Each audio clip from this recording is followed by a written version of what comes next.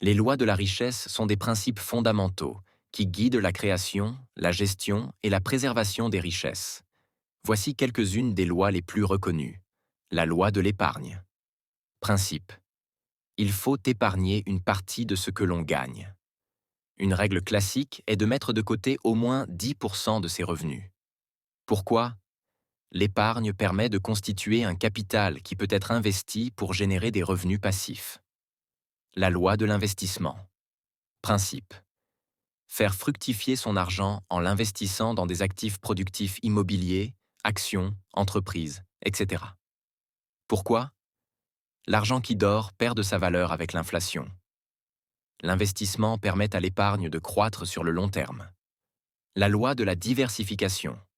Principe. Ne pas mettre tous ses œufs dans le même panier. Pourquoi? Diversifier ses investissements réduit les risques financiers liés à une mauvaise performance d'un secteur ou d'un actif. La loi des revenus multiples. Principe. Créer plusieurs sources de revenus salaires, investissements, entreprises, revenus passifs. Pourquoi? Cela permet de réduire la dépendance à une seule source de revenus et d'assurer une stabilité financière. La loi de la discipline financière.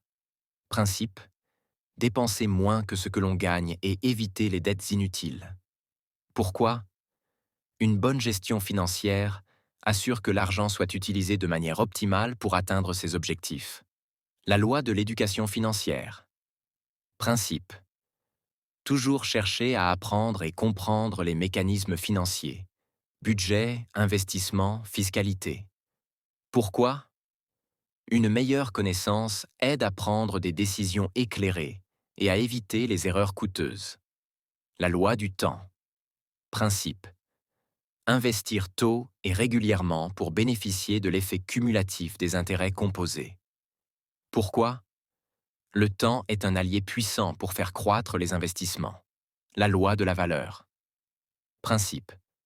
Fournir de la valeur au marché, produits, services ou solutions, pour générer des revenus. Pourquoi?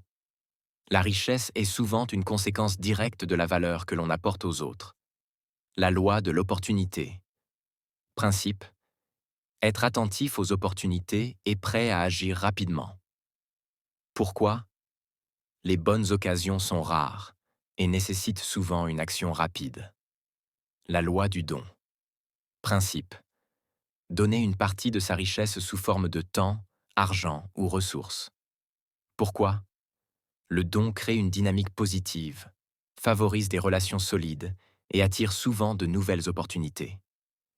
En appliquant ces lois de manière cohérente, on peut non seulement accumuler des richesses, mais aussi les conserver et les faire fructifier durablement.